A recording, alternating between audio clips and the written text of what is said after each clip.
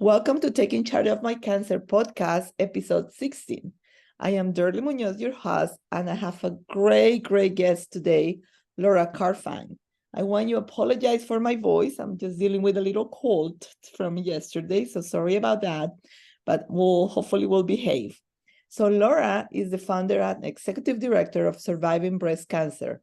That is an online educational content community-driven platform that fills a gap in the breast cancer arena. Through weekly support groups, workshops, and webinars, Laura has created a home for those who has been touched by breast cancer. Additionally, Laura has produced the globally recognized podcast Breast Cancer Conversations, which offers weekly episodes capturing the voices of those diagnosed with breast cancer, as well as doctors, oncologists, and medical experts in the field. Laura is an accomplished academy, having earned a bachelor's is like a BA, right? An MBA Yes. Mm-hmm. in fine arts, and in Italian language and literature, and her doctorate degree in higher education, and serves as a director of academic affairs at Babson College, a top business school known in the entrepreneurial leadership. She loves drawing upon her background to innovate and empower communities throughout education. Laura has presented research at Healthcare Ethics Conference, has been published in peer-reviewed journals such as Curing Oncology, GC Oncology Practice, as well as Pharmaceutical Intelligence, Wildfire Magazine, and has appeared on podcasts such as DG Breast Cancer, The Intersection of Cancer and Life, and the 1% podcast. Wow, Laura, I'm impressed. Yeah, I am too when you say it all together like that. That's amazing. So thank you so much for being here with me, and welcome to our show. Oh, it's my pleasure. Thank you so much for connecting with me. And I love it when, fellow podcasters and amazing women in the space can help support each other and connect. Absolutely. So I actually have I've been following Laura for a few months, and all your platform, and it's a wonderful information. And then actually we just have a breast cancer conversation together last Saturday, which was so amazing. Yes. So thank you for giving me the opportunity on that as well. But you want to tell us a little bit about you? How do you end up in this mission?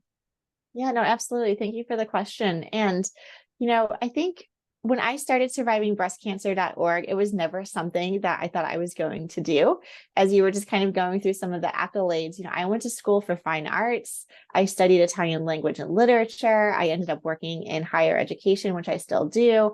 And I love just, being around the professors and the entrepreneurial spirit that my day-to-day job actually provides me. And then when I was diagnosed with breast cancer at the young age of 34, with no family history or genetic mutation, I literally was like swept off my feet. Like, one, how is this happening? Two, what does this mean for my career? When you're in your 30s, we just bought a condo. I have like the best relationship. My career is going really great. And now all of a sudden you're dealing with breast cancer, and you don't know what you don't know, because obviously you've never gone through this before. Absolutely. So, yep. And then the first thing that everyone thinks of is like, oh my gosh, I'm going to lose my hair. And I'm like, yes, I'm going to lose my hair, but like, I'm also going to lose my breasts. Like, let's talk about what also is happening here and how this is going to have a lingering and long-term effect of survivorship, right? It's not just that immediate chaos of getting a diagnosis, but then the flurry of questions of, how do I tell my loved ones? How do I tell my peers and my friends? How do I talk to HR and tell my employer? And then all of the kind of trials and tribulations that go on with a diagnosis. And so after going through that crazy journey of, surgery and chemotherapy and radiation and hormonal therapies, et cetera, you really it puts life in perspective for a little while when you're like, gosh, I'm confronted with something that can kill me. And so I can reevaluate what my priorities are, if you will. So I decided, actually my parents were visiting. They were renting an Airbnb here in Boston, because obviously I'm in Boston and the houses are small, so I couldn't host them, but they had an Airbnb in the city. And during my surgery, we were all just kind of sitting around the living room, and it's like, hey, should we start a foundation and charity and a 501c3 nonprofit? Like, there's something we can do here to provide education and support and community to someone who is going down this rabbit hole of, finding out they have breast cancer. Amazing. Well, you guys been doing a wonderful job, and I'm sure it's thousands of people out there that are so thankful for what you guys been doing. So really appreciate it. Thank you. So I guess you were not really planning in doing this, right? So it wasn't because your own breast cancer journey, you will never think that you will jump into this. Exactly, because it's funny. And I have to give some credit to my current employer, Babson College, because they are a business school. They are known for entrepreneurship. And so when I was like, oh, maybe I should start my own nonprofit, maybe I should do something entrepreneurial, I was like, I bet through osmosis something happened there in my day-to-day job. But just kind of having the management skills and learning, I'm an educator by trade, right? And so whether I'm teaching someone X, Y, and Z, or teaching them something about breast cancer, I do have the opportunity to kind of take the peer review articles and talk to the doctors and then repackage it, so to speak, in layman's terms so that normal general people can understand what is breast cancer, what is the treatment options that I have. There's a lot of wonderful societies and organizations and conferences out there where people are constantly presenting, really novel research. But if you're not like in that language day to day, it is really hard to digest and can be very overwhelming. So, I really see survivingbreastcancer.org as like a conduit in kind of bridging the gap between like the medical professionals and then the patients and families that are going through a breast cancer diagnosis, and really merging the two to say, okay, here's what you need to know. And here's what you need to know in the time that you're going through something, right? You might not need to be worried yet about breast cancer reconstruction if you're dealing with, I need to be on chemotherapy first for neoadjuvant, right? And so let me meet you where you are and help you navigate the present. And then we can start talking about, 6 months down the line, 1 year down the line, et cetera. Yep. I think you just make a really good point. When I see my patients, I see them right away after a diagnosis, just like 2 weeks after. So everything is like in their head is like, oh my God, the first thinking is, I'm going to die. I have this cancer who's going to take my family, right? Or the kids or whatever. So really all these kind of like movies go through their brain. And every time I see them and I'm trying to explain what is my role and why I'm seeing them at that point for physical therapy, it's like, I know like only a little piece of what I'm saying is going to stick into the brain. So I think that's why it's so important for the patients out there to just really bring your family into these appointments, right? So two brains think, and then one can retain more information and write things down, and don't hesitate to ask questions. Don't hesitate to say, you need to take your time because I have all these questions. Don't feel like you're being rushed by the healthcare professionals. We may don't have like 2 hours to be able to talk to you, but certainly get things right down. I need some explanation of those things if we cannot get around that now. If I send you an email, will you answer those for me or on those lines? So that's important. Okay. Yeah, super helpful. Yep. Will you give us 3 valuable tips that you learn about your journey? Oh gosh, so much that we've learned. So one of the first things I tell people is to let go of control. So for people who know me, and I, despite how messy my bedroom and my closet might be, I'm actually quite an organized A-type person in every other aspect of my life. And so when I had neoadjuvant chemotherapy, and so I was doing chemotherapy for about 6 months for a multitude of reasons to try and shrink the size of the tumor, to see how well I respond to the treatments, et cetera, before the surgery. And I was like, okay, I have a plan. And my oncologist mapped out exactly what chemotherapies I was going to be on, what the regimen was going to be like. And I was like, great, I got a plan. I'm going to follow the plan. I can stick to the plan. Like, this is good, right? I had my roadmap. I was in control. And within like 2 to 3 weeks of that plan, we had to change course. And part of that reason is because my oncologist at the time was an incredible researcher and scholar, and was always coming in with, this new study came out, maybe we should try this. This new study came out, perhaps we should adjust the dose that you're on, et cetera. And so we had to quickly, I shouldn't say quickly, we changed and pivoted a couple of times in terms of the medications that I was on, based on 1, how well I was tolerating the chemotherapy, but then 2, we wanted to take a really aggressive approach because of the stage I was diagnosed at and the age I was in my 30s. Like, I have a long life to live. And so I don't want to have to go through this again. So let's be as aggressive as possible this time around. And so telling people to like let go of that control, as scary as that is, once I realized that, like, I would go in and I'd get blood work, and if I didn't have the right blood count, I might not get an infusion that day. I might have to miss the chemo because I'm not well enough to accept the chemotherapy. And so that was really hard for me to accept. But then once I realized, like, let go of control, you're not in control of this. Your doctors have it under control. Let it go. And so to me, that was a huge piece of advice and takeaway in terms of just going through a cancer diagnosis. A couple other points that I would like to highlight are enjoying every day. Again, going back to what I was saying earlier with, the gift that life is when you're confronted with a death-threatening disease, you realize that even the good and the bad days are special. And so even when you're not feeling well and you're tired and you're fatigued, maybe it's like your puppy just cuddling next to you. And I was like, you know what, that's fine. That's special. I'm going to appreciate this day right now, even though I'm feeling like crap. But, it's being aware of your surroundings and the ups and the downs that come with that. So I think that would be my second lesson. Okay. My third one, I would say, is after going through a breast cancer diagnosis, my desire to serve people and help others, I would say, exponentially grew. I always like to think I was a nice, kind person in general. I mean, I don't know, we'll see what people say about me. But after this experience, again, just realizing what my purpose is in life and how I can help and pay it forward is something that's really important to me. And so really being able to connect, have relationships, meet with people, offer something that, I have as a gift that can maybe help someone else is really important. That's awesome. And again, thank you for that. I did physical therapy for I've been doing it for 33 years. And when I started in the oncology world was in the last 14 years.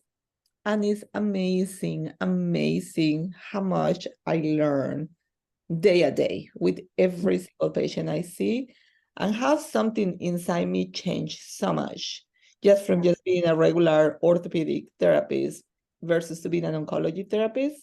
I just cannot explain. And now going into this world of doing podcasts and meeting people like you and talking to other people that are healthcare professionals has been just like amazing experience. So I can't tell you, something has happened there. I don't know why, but something kind of a spark in there. Yeah, something bigger than ourselves, I think, that we're able to give and contribute. Exactly. How about your most painful lesson that you learned in this journey? Gosh. I know. So many painful lessons. One thing, and I don't want to scare any listeners, and this is kind of hard for me to share also, but when you're diagnosed with a cancer diagnosis, you're, as you were mentioning, you're living in the moment. Who's going to take care of my kids? What if I die? How am I going to pay my bills? I need to take time off of work. Is my boss going to be supportive? Like all of the immediate is happening. And I talk a lot, especially at survivingbreastcancer.org and on my podcast, Breast Cancer Conversations, about the transition going back to work and trying to get back into quote unquote the new normal is very challenging. You're actually, and no one ever told me this, but you're not actually going to go back to the old you. Something has intrinsically changed when you hear the words, you have cancer, you have breast cancer. And that took me a really hard time to accept as well, and realize that I can't go back to the person that I was. As much as I miss that person, I am different. And my doctors, I have one doctor, she told me, well, since you've been diagnosed with breast cancer, every time you come in for a sneeze, a cough, a cold, anything, an ache and pain, we're doing a whole workup for you because you're a special case and we just want to make sure. And so I've kind of embraced this idea of like, well, I'm just a special case now. And because we've been on such toxic chemotherapies, we've had radiation. In my case, I had radiation on the left side of my chest. And so I'm also now concerned about cardiovascular disease, because just under your breast tissue is your heart. And you're on a lot of aromatase inhibitors or tamoxifen, which can also decrease your bone density. And so to some degree, I say kind of flippantly, this is the disease that keeps on giving, and survivorship is really hard. And so I would say one of the most painstaking parts of being a cancer survivor is knowing that, once you're diagnosed, you're just kind of always living with the disease, regardless of what stage you're in. But what I think is how you embrace it, right? So Even though I'm sure that every time you go to the doctor, every time it's a scan, every time it's a blood work, yeah, I'm sure it's a scary moment, but how you embrace it is what makes the difference. I have a patient who she is a stage 4 metastatic breast cancer. And when I treat her, I was like, I have some back pain and I have this leg pain, but I have bone cancer. So it's to expect. And I'm like, yeah, it's kind of what to expect. That doesn't mean you have to live with it. So many things we can do to try to help you to rehab, to get you back into things that you love to do. So yes, if this cancer just sucks and then it's gonna just start to show in different parts of your body, well, I'm sorry, but who cares? It's all about quality life. Are you enjoying life? Are you able to do what you're doing? You can spend time with the grandkids. Let's get you stronger so you can get back to spending time and go play ball with your grandkids and go travel with your kids. And she's doing amazing and really kind of changing her philosophy of like, well, I have to really deal with these pains and because I have bone meds, then I'm just gonna sit here as a couch potato and do nothing. And it's like, no. And she's like, she feels great now. She feels like the best that she's been feeling in years. Like, that's amazing. Yeah. I think that you just have to embrace and take one thing at a time and just really work, get help with different healthcare providers. And again, this is all about just quality life, right? And Exactly. as hard as it is, but yeah, so perfect. I think that's really important to say, just to piggyback on that too. Like, you're allowed to have those couch potato days, but just make them one day and then get back up, right? And realize what you can be grateful for and what your bigger goals are, like playing with your kids, your grandkids, travel, and have something to look forward to. Absolutely. Is anything that you have that will be a value to our audience that you would like to share? Oh gosh. You have so many valuable things. Do I? Okay. Well, I appreciate the opportunity to come on the podcast and let your listeners know about survivingbreastcancer.org and, the plethora of programs that we offer currently now in English and in Spanish to support those who've been diagnosed with breast cancer. We really come in and support on the emotional well-being of the patient, right? We're not medical professionals. We're not here to do research or cure you or give you a medical diagnosis, but we are here to help you make sense of what you're going through. And that can take on a variety of forms, such as art therapy classes, expressive writing classes. And I would tell you, I am someone who does not do expressive writing and I do not do art therapy, but I went to one of my own classes because I was like, Laura, you got to, preach to the choir here. You got to go. And I was taking one of our art therapy classes and she was like, okay, well, just like any other exercise, we're going to do a warm up. And I'm like, we're doing an art therapy warm up. Like, what are you talking about? And she's like, take your colored pencil and make really light, whimsical drawings with your colored pencil. And then take something and make something really aggressive, like if you were angry and scribbling, right? So we were doing all these warm-ups to understand the texture of the medium that we were working in. And I was scribbling so hard that my colored pencil broke. And that to me was I didn't realize how much trauma I was holding on to until that moment. And then allowing art therapy to really allow me to break through some of those challenges I was dealing with. And so it wasn't so much, oh, I'm an artist and I love art therapy and I do art. That's not at all what it is about. It is connecting with other people who have gone through something similar. And maybe it's taking the blue color because you're feeling blue today. Maybe it's taking, paint or pencil or even a pen that you had laying around on your table to write and scribble something out for a release. And to me, that was really eye-opening. So kind of getting out of my own stigma and assumptions and really allowing the services that we provide to actually help heal. That's awesome. That's awesome. I know that I'm going to describe where people can find you, but in the description of the podcast, but where can they find you? Oh, no, absolutely. So, our website is survivingbreastcancer.org. And it's, website, anytime you type that in. We also have one specifically in Spanish, which is despuestaundiagnóstico.org.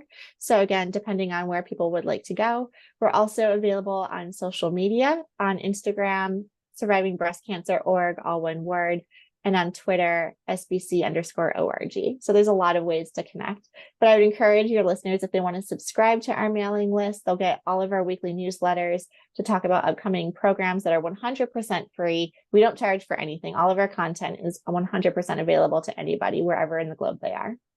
Awesome. Perfect. How about 3 books that you will recommend to our audience?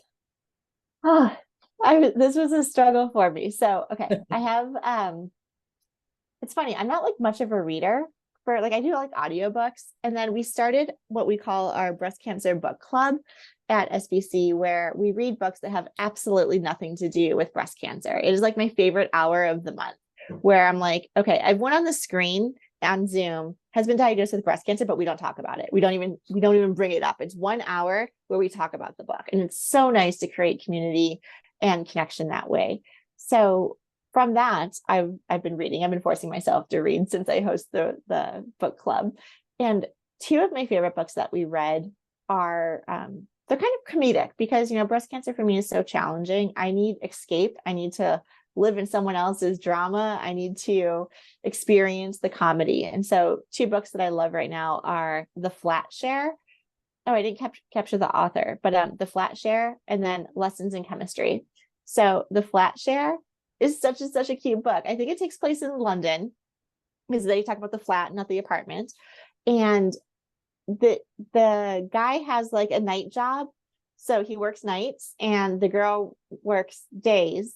And so they're both struggling financially. So he was like, you can rent my apartment in the morning, but you have to be out by 6 a.m. when I come home from work. And she's like, no problem. I'm going to go to the gym and go to work as long as you're out by 6 p.m. when I come home from work. He's like, no problem. And so they have this relationship with never seeing each other and leaving Post-it notes all over the house to say, oh, I did the dishes, or there's leftovers in the fridge for you. And it is so cute. I'll leave it at that. Super cute. Okay, good. I'm writing that out here. Yeah. But my other recommendation too for any listener is if you're going through anything, whatever your genre is that you love, if you love mystery, if you love autobiography, just curl up with a book and let yourself unwind in that way. And don't be afraid also if the book isn't going for you to put it down and pick up another one. Okay, perfect. That's a very good advice.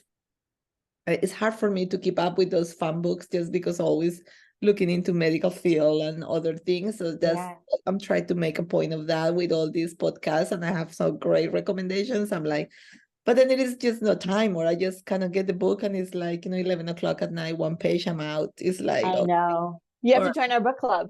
Yes, exactly. I need to do that. What would be 3 movies that you would recommend to the audience? Okay, so I have a couple. My favorite go-to is Finding Nemo. Love. If I'm having a bad day, my fiance just knows okay, we're gonna put on Finding Nemo. We're just gonna enjoy it. And then on other genres, and it's similar to the books, because breast cancer is so heavy, I just want something that's honestly going to take my mind off of the reality. And so whether that's like a cartoon like Finding Nemo or something comedic, I've also started being attracted to some thrillers and some action movies. So Interstellar is one of my favorite movies. Okay. And any of the movies coming out of the Jason Bourne series, because it just totally takes me out of my day-to-day. Yes, those are good movies, actually. I'm agreed to that. How about podcast? Well, obviously, outside of your podcast and my podcast, I think we got everything covered. Now, there's another podcast that I always give a shout out to called The 1%. The gentleman hosts that focuses on all cancers. I think he's building a really great community, talking about, the amazing world that we're all living in, regardless of our diagnosis, and how we can come together. So I think that's helpful. I listen to a lot of, kind of like my Motivation Monday type classes, anything that I need for inspiration when I'm driving to work. So it varies. Okay, very good.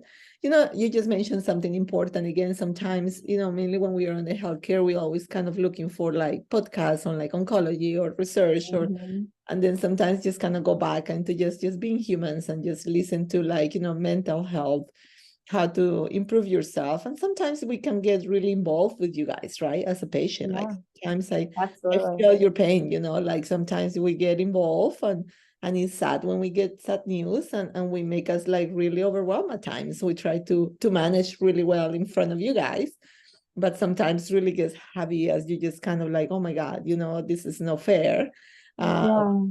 So sometimes it's nice to go back into those kind of mental health type of self-improvement books. Is really helpful.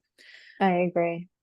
What will be one question that you wish I will have asked you, and will be your answer? Oh, let's see. So I don't know what the question would be, but one thing that I think is important, and Shirley, I think you definitely do this the way you're so compassionate with your patients, but just to let people know that language matters. I think when we're talking about a diagnosis, asking our patients, asking our peers, asking our family members what language works for you and what language does not work for you. I talked to some women, they love the term survivor. They're surviving. They're a survivor. They're feeling really great about that. They're wearing the pink tutus and going to every single walk you can do. And then I have other women who are like, I hate the color pink. I'm not a survivor. Like, this happened to me. I didn't ask for this. Don't refer to me as a survivor. I'm a person living with metastatic breast cancer, right? And so, I think understanding the language that the individual wants, it's not a blanket, this is the way we talk about it, but it's really individualized. I wrote a blog once on survivingbreastcancer.org talking about this breast cancer journey. And I got an email from someone who was like, this is not a journey. A journey is when I take a road trip from Boston to California. This is not a journey. My journey is fun.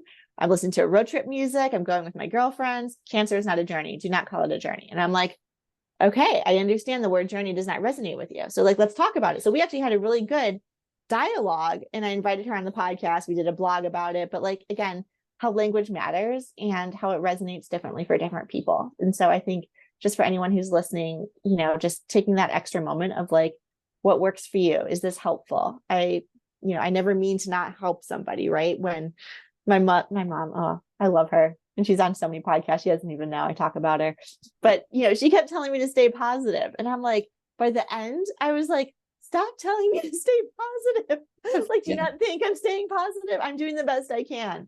But I think sometimes people also don't know what to say. And so I think a lot of times they project what they want someone to tell them. It was very hard for my mom to watch me go through a breast cancer diagnosis. So by her telling me to stay positive, I think was in a way of saying, I still have hope. I'm being positive also. Yep. That was a very good advice. And thank you for that. And you're right. Sometimes how many times, now that you mentioned that, I start thinking, wow, how many times maybe the way I came across that patient wasn't this way, right? And we don't give them the time because everything is like, you come here, you have an appointment, and you have to have another 3 appointments. Exactly. And you never really have the time to say, is that okay with you? But hopefully we made it up when they come back, and then we establish more treatment and we have more time. Oh, absolutely. I think it's a dialogue, right? And the more that we talk about it and let people know that language matters and resonates, then we can start to change the narrative around the diagnosis. Okay, yeah, that's very good. Well, Laura, that was amazing. Thank you so much for doing this with me. Oh my God, so fun. I appreciate it. Absolutely. And then I really appreciate all the work that you've been doing for thousands of people out there globally. Yeah. Thank you. Such a great education and information from you. Thank you again. Yes, thank you. You really made me think there were some of those questions too. I appreciate not just focusing on breast cancer, but getting to know me as a person. So thank you for that. Absolutely. That's the whole point. It's like we just don't want to just be, again, I wanted to be in general cancer, but not necessarily that's all we want to talk about. All right, has all fun things as well that I want people to know about it. So thank you again. Outstanding. Thank you. Have a great evening.